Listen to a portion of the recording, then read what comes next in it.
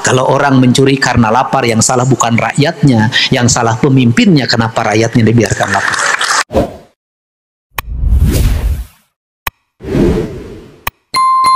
Bahwa memimpin itu bukan hanya dengan otak, tetapi memimpin itu dengan hati. Karena kecerdasan manusia yang tertinggi itu di perasaan, bukan di pikiran. Karena memimpinnya dengan hati, maka memandang hukum itu bukan rangkaian kata-kata yang disusun dalam naskah undang-undang. Memandang hukum bukan rangkaian kata-kata dalam tuntutan, dalam dakwaan. Memandang hukum bukan rangkaian kata-kata yang berisi vonis tentang sebuah keputusan. Tetapi memandang hukum adalah rasa adil yang hidup di tengah-tengah masyarakat. Hidup saya itu ditandai dengan dua hal di halaman rumah saya itu. Maka ada yang disebut dengan pos pengaduan KDM. Yang mengadu itu selalu isinya adalah air mata. Air mata yang pertama yang mengadu adalah mereka yang berbaring di rumah sakit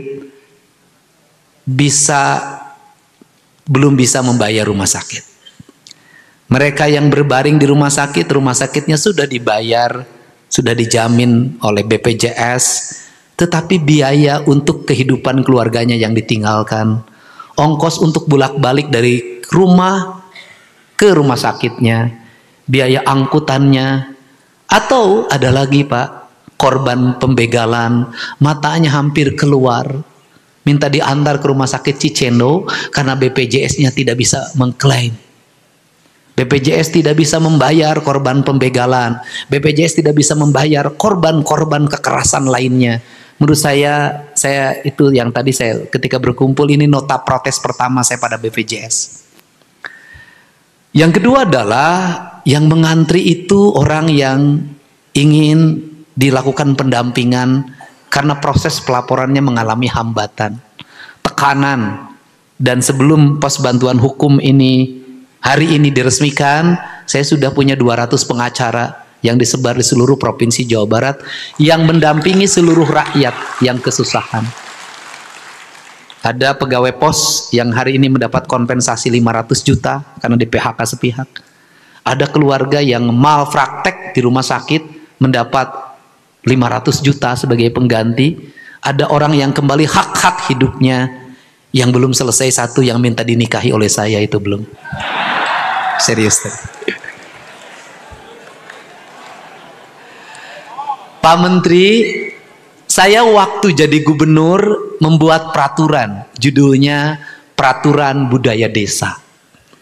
Di peraturan itu diatur tentang culture sebagai kekuatan mengatur regulasi. Saya meyakini betul Pak, kalau desa diatur terus dengan perangkat undang-undang dan budayanya ditinggalkan, desa akan hilang sebentar lagi. Yang ada adalah para kepala desa yang ahli dalam membuat administrasi, tapi omongannya nggak didengar sama rakyat. Kenapa? Kulturnya hilang. Indonesia adalah negeri culture, negeri kultural. Kita punya pengalaman kultur yang lama. Kita hidup di zaman kerajaan karena culture. Saat kolonial menguasai republik ini, bangsa kita masih survive karena culture. Ketika orde lama, kita culture. Ketika orde baru, culture.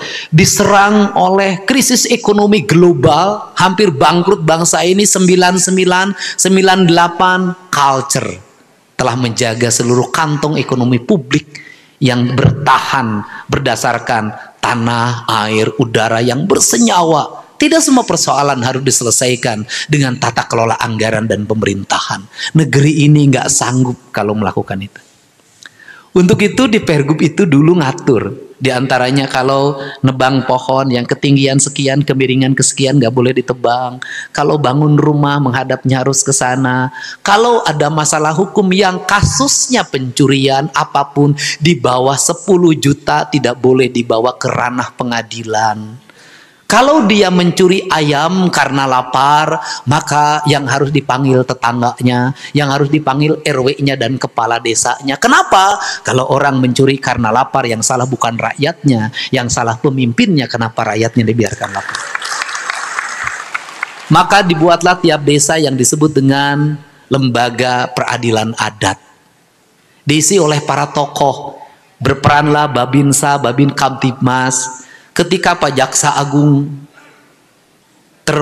terpilih menjadi Jaksa Agung, maka keluarlah yang disebut dengan restorasi justice. Di restorasi justice ternyata orang mencuri motor karena istrinya sedang melahirkan. Menurut saya dia mencuri karena untuk kepentingan istrinya. Dan istrinya satu. Kecuali dia mencuri untuk kepentingan istrinya yang keempat. Itu tidak boleh restorasi justice. Kemudian saya melihat bagaimana dia dikembalikan dari hukumannya, dibebaskan, dan keluarganya diberikan kompensasi untuk pembayaran rumah sakitnya. Terakhir Pak, saya menangani seorang kuli konveksi di Garut. Dia menerima motor hasil curian karena dibeli di media sosial. Belinya 1,5 juta, dia hasil labung nama. Ternyata motornya motor hasil curian dan ditahan di Polres Sumedang. Saya waktu itu langsung bergerak menemui Pak Kajari, berkoordinasi dengan Bu Kajati pada jam Pidum. Akhirnya dibebaskan dengan restorasi justice.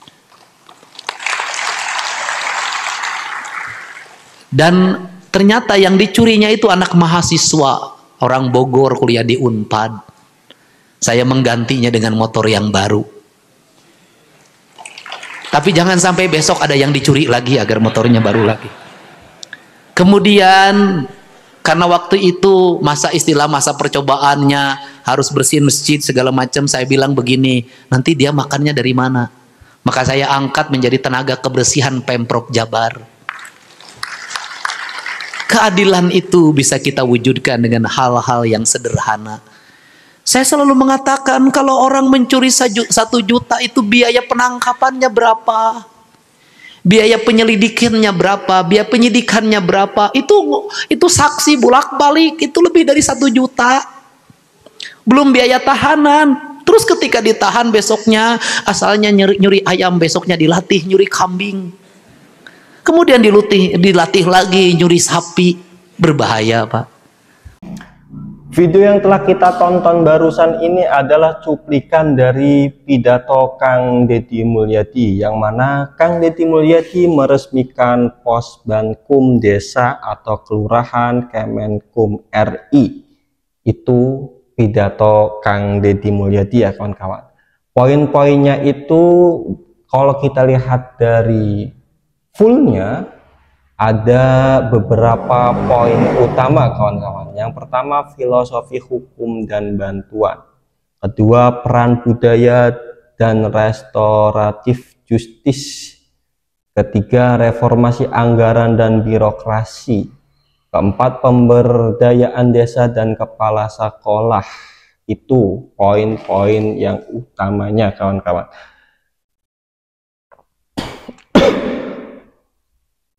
Filosofi hukum dan bantuan hukum, kepemimpinan dengan hati.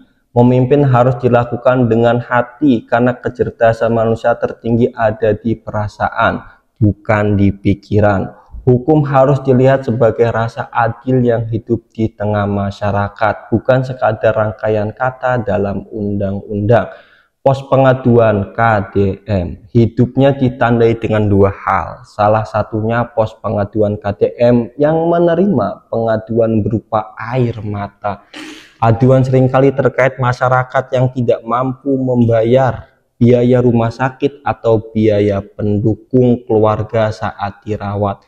Kritik terhadap BPJS. Beliau menyampaikan nota protes pertamanya kepada BPJS karena tidak dapat mengklaim biaya bagi korban pembegalan atau kekerasan lainnya. Pos bantuan hukum. Sebelum pos bantuan hukum diresmikan, Kang Deddy Mulyadi sudah memiliki 200 pengacara yang disebar di seluruh Jawa Barat untuk mendampingi rakyat yang kesusahan. Poin yang kedua, peran budaya dan restoratif justis. Peraturan gubernur tentang budaya desa. Beliau pernah membuat peraturan gubernur tentang budaya desa yang mengatur kultur sebagai kekuatan regulasi. Karena jika desa terus diatur dengan undang-undang tanpa budaya, desa akan hilang, kawan-kawan. Nanti anak cucu kita akan mempertanyakan, asal muasal kita itu dari mana sih? Budaya kita itu apa sih? Ciri khas kita itu apa sih? Apakah suka ngerumpi atau suka guyon? Itu kan nanti anak cucu kita kan akan kehilangan jati dirinya kalau misalkan tidak ada budaya, kawan-kawan. Kalau budaya tidak dilestarikan. Peradilan adat. Pergub tersebut mengatur bahwa kasus pencurian di bawah 10 juta tidak boleh dibawa ke pengadilan. Jika orang mencuri karena lapar, yang salah adalah pemimpinnya. Ini poin dari video yang barusan kita tonton bersama-sama. Maka dibentuklah lembaga peradilan adat di setiap desa. Restoratif justis. Beliau mengapresiasi konsep restoratif justis yang diterapkan oleh Jaksa Agung, mencontohkan kasus pencurian motor untuk biaya melahirkan istri yang akhirnya dibebaskan dan diganti motornya. Itulah poin dalam video yang telah kita tonton bersama-sama, yaitu mengenai peran budaya dan restoratif justis, kawan-kawan. Nanti saya akan tampilkan kelanjutannya, yaitu poin ketiga dan poin ketiga doang ya, kawan-kawan. Nanti saya akan lanjutkan. Kurang lebihnya mohon maaf, saya Taufik Hasan pamit mengundurkan diri. Mengapa saya potong-potong? Karena kalau kebanyakan HP saya lelet, kawan-kawan. Jadi saya maaf ya. Saya Taufik Hasan pamit mengundurkan diri dan terima kasih.